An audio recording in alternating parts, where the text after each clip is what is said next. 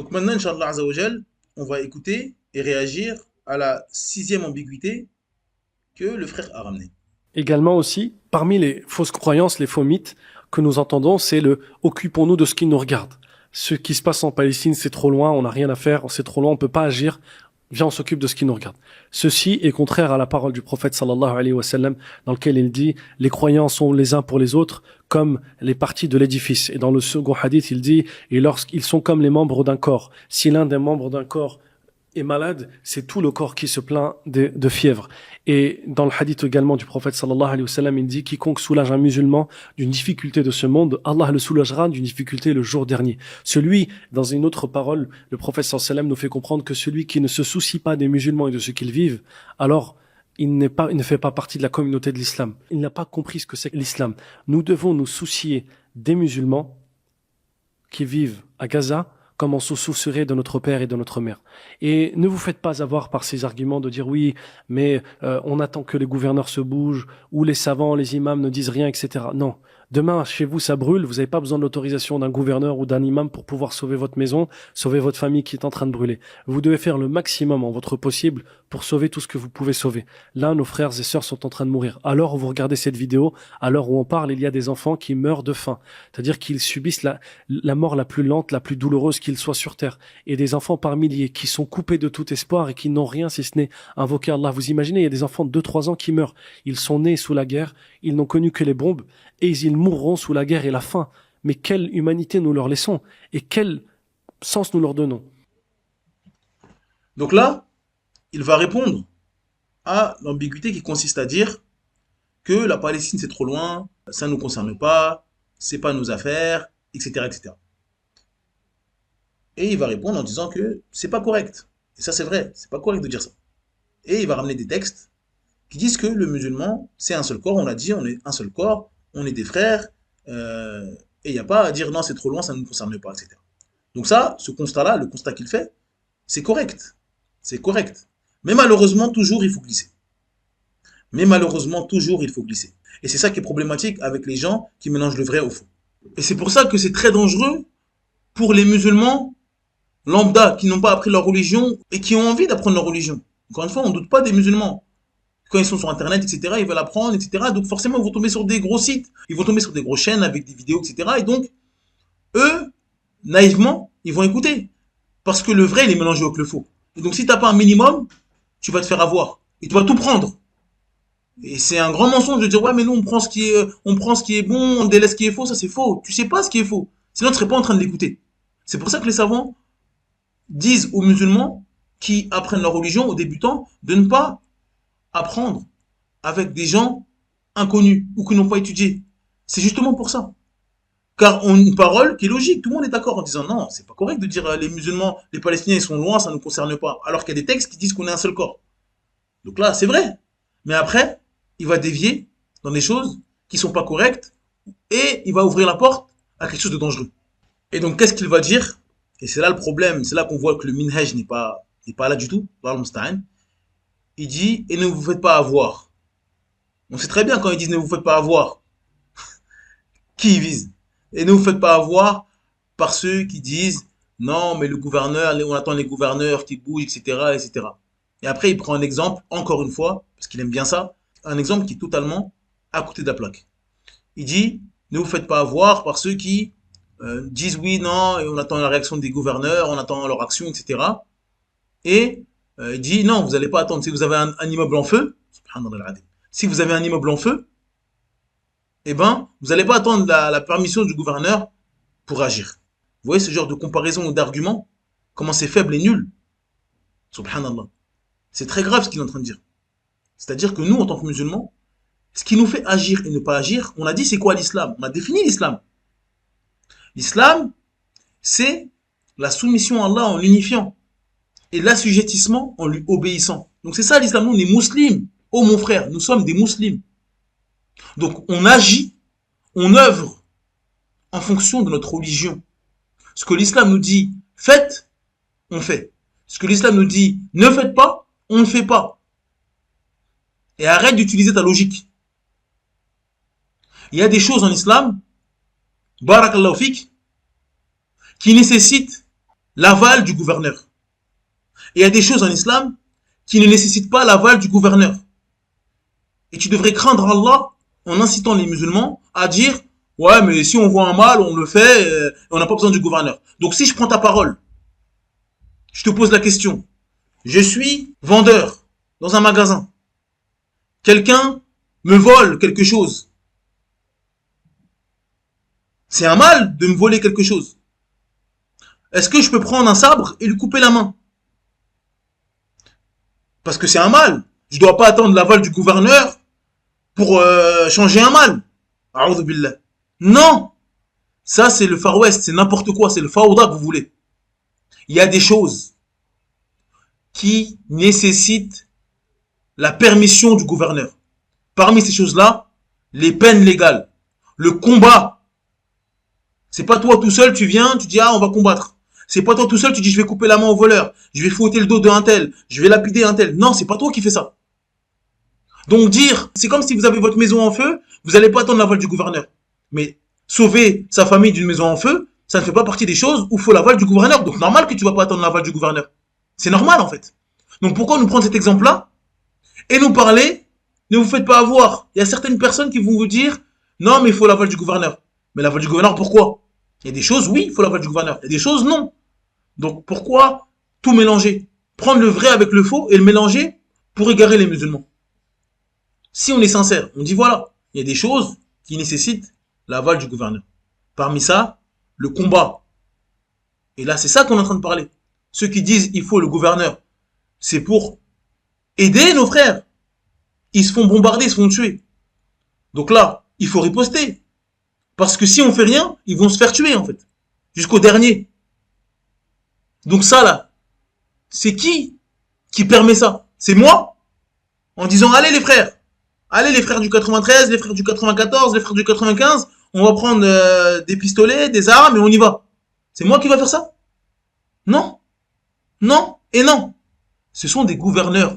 Ce sont les gouverneurs musulmans. Et les gouverneurs musulmans, s'ils ont la capacité de faire ça et qu'ils ne le font pas, ils vont rendre des comptes devant Allah Azza wa Jal. S'il n'a pas la capacité, il n'a pas la capacité. Moi, je suis pas dans les petits papiers des hommes politiques pour savoir quel pays a la capacité, quel pays n'a pas la capacité. Nous, on dit juste ce que l'islam dit. On dit juste ce que l'islam dit. Et venir en disant, ne vous faites pas avoir par ceux qui disent, il faut l'aval du gouverneur, ça c'est de l'égarement. Parce qu'il y a des choses où il faut l'aval du gouverneur. Et il y a des choses où il n'y a pas besoin de l'aval du gouverneur. Comme sauver sa vie et la vie de sa famille d'un immeuble en feu. Donc ton argument, il est nul. C'est quoi cet argument? C'est quoi cette comparaison nulle? Si il y a quelqu'un qui fait la fornication, est-ce que moi je peux me permettre de lui faire la peine légale? Si quelqu'un boit de l'alcool, je peux lui faire la peine légale? Non. Ça nécessite l'aval du gouverneur. Donc si dans son pays, il n'a pas fait cela, il va rendre compte devant Allah Azza wa Jal. S'il n'a pas fait cela, il dit moi je fais pas ça. Moi je coupe pas la main au voleur. Eh ben moi je peux rien faire. C'est pas à moi de couper la main au voleur. Le tanfidh, c'est pas moi qui l'ai. C'est lui qui va rendre compte parce que c'est son rôle. Et donc s'il fait pas son rôle, c'est pas à moi de prendre son rôle. Je ne peux pas prendre son rôle. Je ne peux pas devenir gouverneur. Je commence à prendre des sabres et je coupe la main au voleur. Non. Donc dire, n'écoutez pas les gens qui disent qu'il faut l'aval du gouverneur. Oui, des fois, dans des choses, oui. Dans des choses, non. Donc toi, si tu es censé être prédicateur, tu dois expliquer aux musulmans dans quoi il faut l'aval du gouverneur et dans quoi il n'y en a pas besoin. Et ne viens pas tout mélanger pour égarer les musulmans. Et donc après, pour finir son argumentation, il va venir avec des choses, des émotions, pour faire passer ceux qui parlent avec le Coran et la Sunna comme des monstres. C'est ça leur but. C'est-à-dire que nous, on est des monstres. On est des monstres quand on dit que ça, c'est pas permis. On est des monstres quand on dit qu'il faut pas faire des manifestations. On est des monstres quand on dit que non, il faut pas faire des concerts pour Gaza et leur donner de l'argent. On est des monstres. Pourquoi? Parce que nous, on dit juste, non, il faut obéir à Allah Azza wa Jal. Il faut pas faire du haram. Et il vient en disant, il y a des enfants qui sont tués comme si nous, oh, ça nous fait rigoler, on est heureux. Personne n'est heureux de voir ça. Personne n'est heureux d'entendre ça. Mais, malgré notre tristesse, on va toujours dire d'obéir à Allah et son messager. Parce que c'est toi-même qui nous l'as enseigné il y a quelques minutes. Tu nous as dit que nous, on doit œuvrer. On doit œuvrer en fonction de la religion, en fonction de l'islam. Et même si pour certaines personnes, ça sert à rien, Allah, il va mettre la baraka.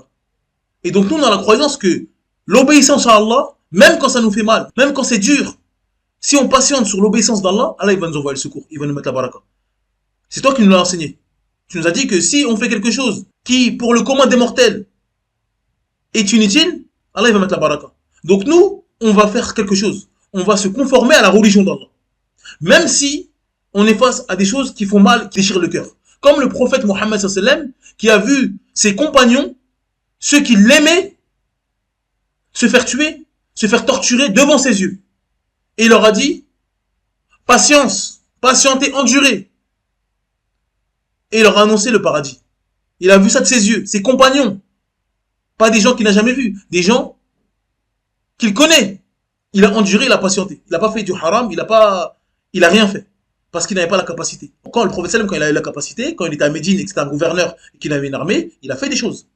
Mais quand il n'avait pas la capacité, il a enduré, il a patienté, il a adoré Allah Azza wa Jal, il a appelé au tawhid et Allah lui a donné secours des années après.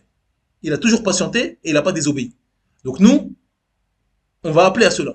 Ô musulmans, malgré la difficulté de l'épreuve, malgré la souffrance, malgré le cœur qui se déchire quand on voit des choses comme ça, œuvrez, mais toujours dans la limite de la religion. On ne dit pas ne pas œuvrer, parce qu'il veut nous faire passer pour des gens qui appellent à ne pas œuvrer, qui appellent à l'inaction. Nous, on dit œuvrez de toutes vos forces. Mais votre limite, c'est la religion d'Allah Azza wa Jal. Ne dites pas, on s'en fiche. Ne dites pas, ne faites pas des comparaisons. Non, le gouverneur, on s'en fiche. Non. L'islam, si l'islam dit, il faut l'aval du gouverneur, taisez-vous, patientez. Il rendra des comptes, certes, mais vous allez rendre des comptes si vous désobéissez. Donc lui va rendre des comptes s'il fait rien, alors qu'il peut faire. Vous allez rendre des comptes si vous faites, alors que vous n'avez pas le droit de faire. Donc nous, on dit aux musulmans, œuvrez, œuvrez, œuvrez. Mais votre limite, c'est la religion d'Allah. C'est ça les hudud d'Allah. C'est les limites d'Allah. Et même s'ils veulent nous faire passer pour des monstres, à parler pendant 5 minutes, comment vous dites de ne pas faire ça, comment vous dites de rien faire alors que des enfants meurent, ils ont 2 ans, comme si on n'a pas de cœur, comme si on n'est pas en train de souffrir, comme si on n'a pas mal. Il n'y a aucun doute qu'on a mal. Et moi, je suis pas là pour dire moi j'ai plus mal que toi. C'est pas ça, on a tous mal, on est musulmans et on a tous des cœurs. Mais notre limite, c'est la religion d'Allah Azza wa Jal. Car le secours viendra uniquement lorsqu'on va se conformer à la religion d'Allah Azza wa Jal et qu'on va patienter dessus. Et qu'on va arrêter de dire que la fin justifie les moyens. Ensuite, on va écouter la 7e et dernière ambiguïté qu'il va tenter de réfuter. L'un des derniers arguments qu'on va attaquer, c'est le fait de, entre guillemets, ne pas tomber dans le sentimentalisme. Il y a beaucoup de gens qui vous disent, oui, mais faites attention, il ne faut pas trop tomber dans les émotions et ne pas tomber dans l'excès de sentimentalisme envers ce qui se passe. Mon frère, ma sœur, si Allah t'a donné des émotions, ce n'est pas pour rien. Et si tu n'es pas capable d'utiliser tes émotions quand des hommes et des femmes meurent de faim et des enfants, à quoi te servent tes émotions? Quand est-ce qu'elles vont bouger? Est-ce que c'est uniquement quand tu vas être heureux? Et quand est-ce que tu vas t'attrister? C'est une question que l'on doit tous se poser et qui est peut-être une réponse pour ça. Donc, dans la 7e et dernière ambiguïté, il va nous parler de ceux qui disent que il ne faut pas trop être dans les émotions, etc. Ça, c'est leur carte préférée, les émotions. Donc, ils savent très bien que c'est ça qu'on va leur reprocher. Et donc, il ramène ça comme si c'était une ambiguïté. Et bien sûr, comme à son habitude, il va ramener des arguments qui sont totalement nuls. Donc, il dit, Allah nous a donné des émotions. Et donc, si c'est pas dans cette situation-là qu'on utilise nos émotions, comment on va utiliser nos émotions? Mais c'est pas ça le débat. Il n'y a personne qui vous blâme parce que vous avez des émotions. On a tous des émotions. Comme tu as dit, Allah nous a donné des émotions. Donc, ça nous fait mal. Ça nous rend triste, ça nous met en colère. Ça nous met en colère. On est fâché, on est triste, on pleure. Donc ça, il n'y a aucun débat sur ça. Maintenant, c'est la réaction qu'on doit avoir vis-à-vis de ça. Et c'est là qu'on va diverger. C'est que nous, on va dire, on est en colère, on est fâché, mais on est musulman. Et donc, on a un livre. On a une sunna. Et donc, on doit se conformer à cela, malgré notre vive émotion, on a un aql aussi. Parce que Dieu Allah nous a donné des émotions, mais Allah nous a donné un aql. Et ce aql-là, c'est pour comprendre les textes qu'il nous a donnés. Et c'est pour nous conformer au texte. C'est pour ça qu'Allah nous dit, afala ta'aqilun. Vous réfléchissez pas, vous raisonnez pas. Donc, cette raison-là, c'est le pendant aux émotions. On a des émotions qui nous permettent de faire des choses. C'est un moteur, les émotions. La tristesse, ça te permet de faire des choses. La peur, ça te permet de faire des choses. Donc il faut, on le dit sans cesse, il faut adorer Allah Azza wa Jal avec amour. Donc l'amour, c'est un moteur, c'est la tête. Et les deux ailes, c'est la crainte et l'espoir. Donc c'est des émotions, ça.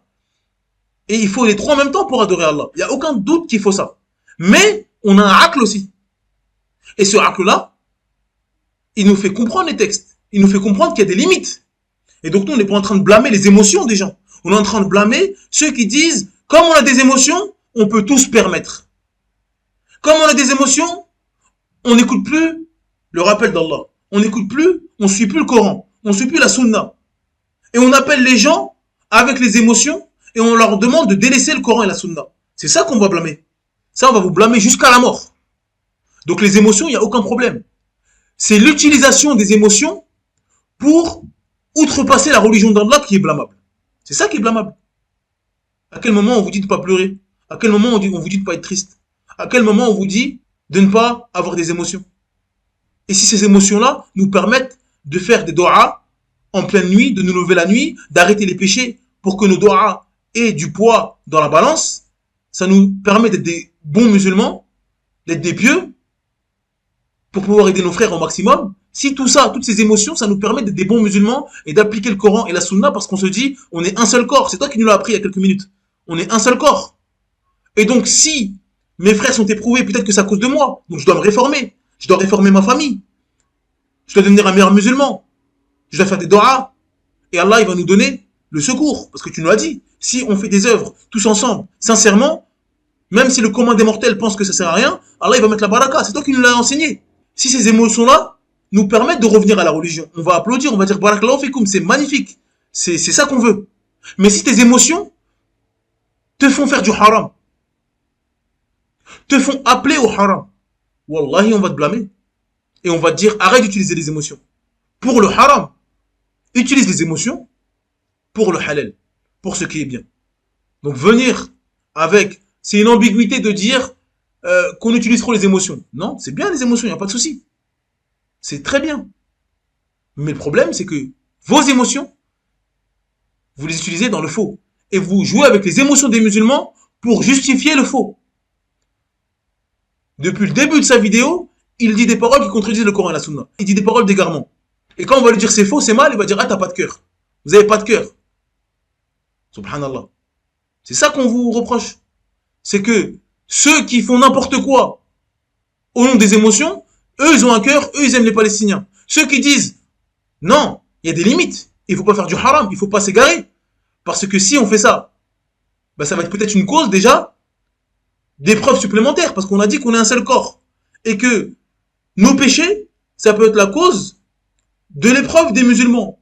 Donc si quand nos frères musulmans sont éprouvés, nous on fait des péchés, bah peut-être qu'ils vont être encore plus éprouvés. Donc on dit stop les péchés, stop l'égarement, stop le haram, stop le kouf, stop le shirk, stop la bid'a. Si on aime nos frères, venez on arrête ça déjà. Parce que peut-être on est la cause de leur épreuve. Venez on arrête ça.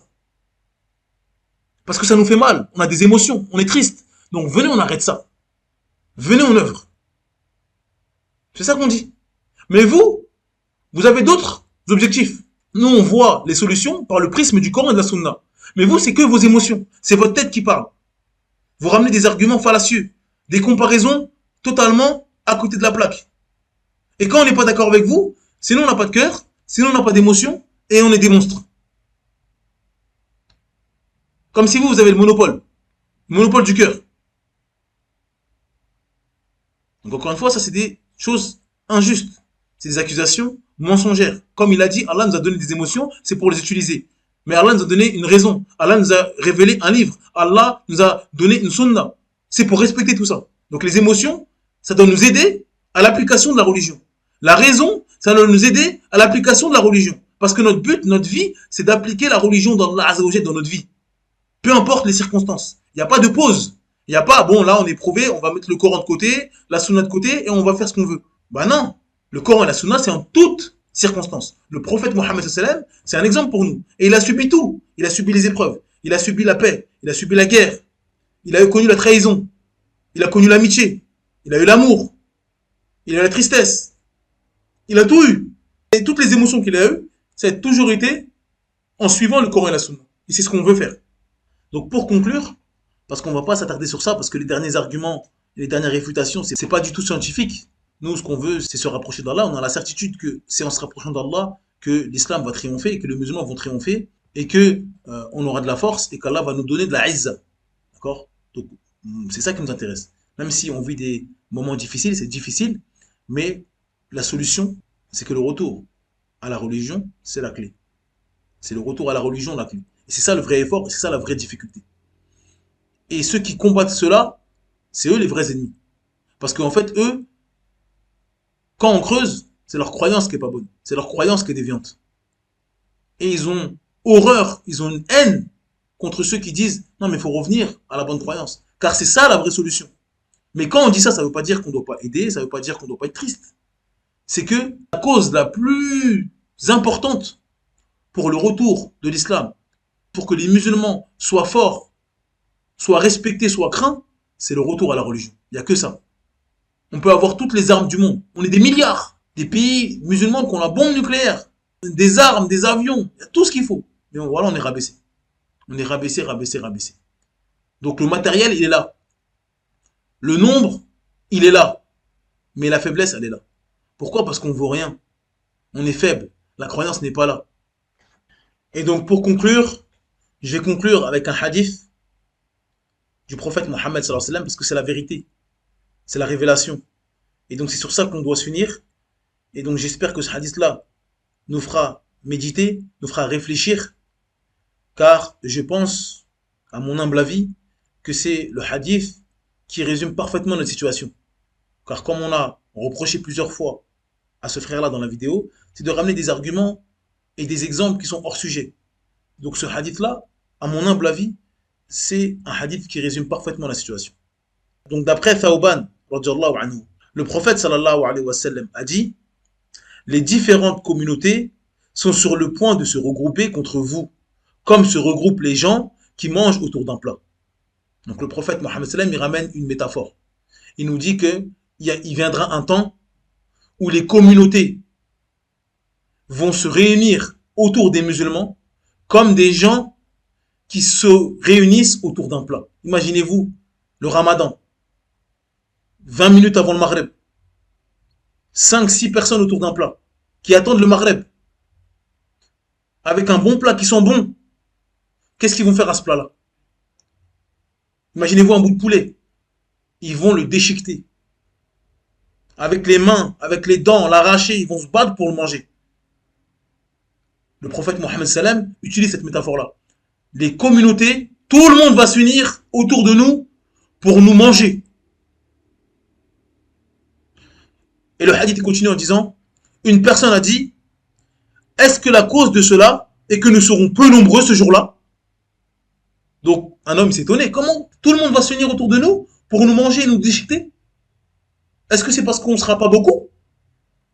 Le prophète sallallahu alayhi wa sallam a dit, ce jour-là, vous serez plutôt nombreux.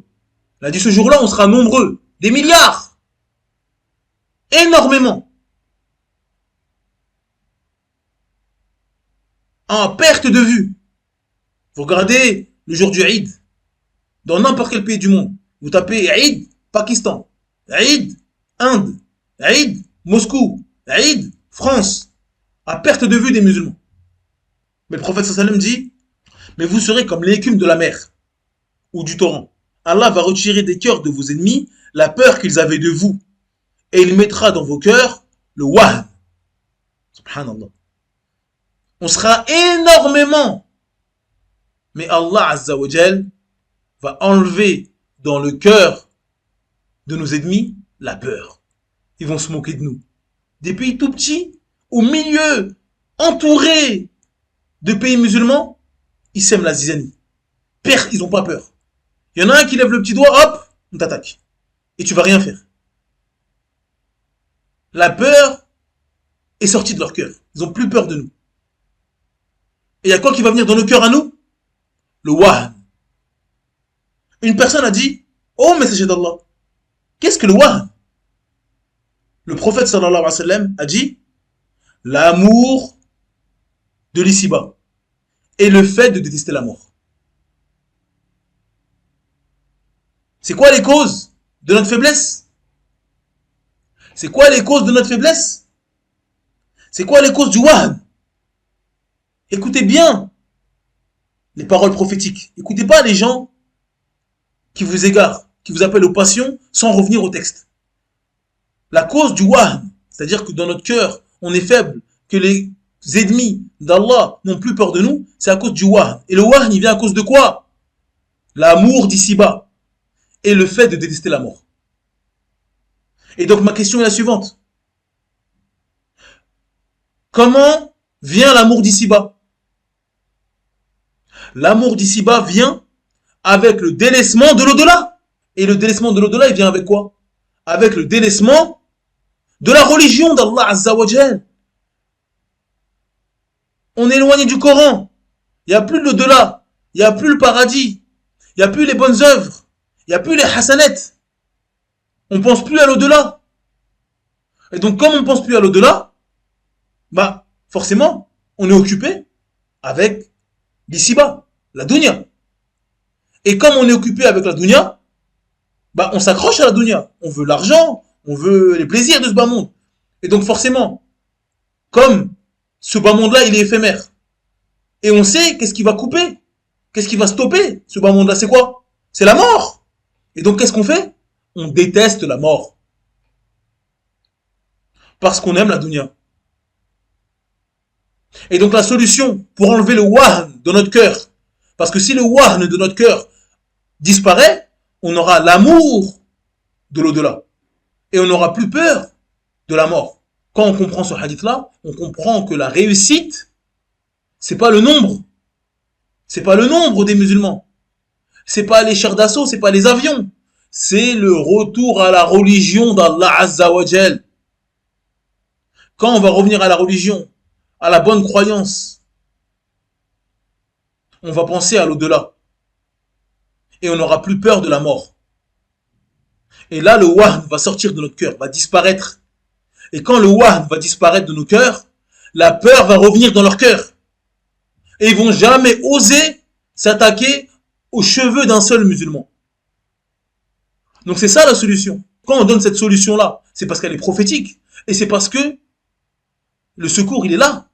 C'est pas parce qu'on veut rien faire dans notre canapé. C'est pas parce que on n'a pas de cœur. C'est pas parce qu'on n'aime pas les Palestiniens. C'est pas parce que ça nous intéresse pas. C'est pas parce qu'on préfère regarder la Ligue des Champions ou un match de foot. Non, c'est parce que la seule solution, c'est ça. Et c'est pas moi qui le dis. C'est celui qui ne parle pas sous l'effet de la passion. C'est celui qui parle par révélation, inspirée, de la part d'Allah Azza wa Jal. Qu'Allah nous facilite et nous donne la bonne compréhension.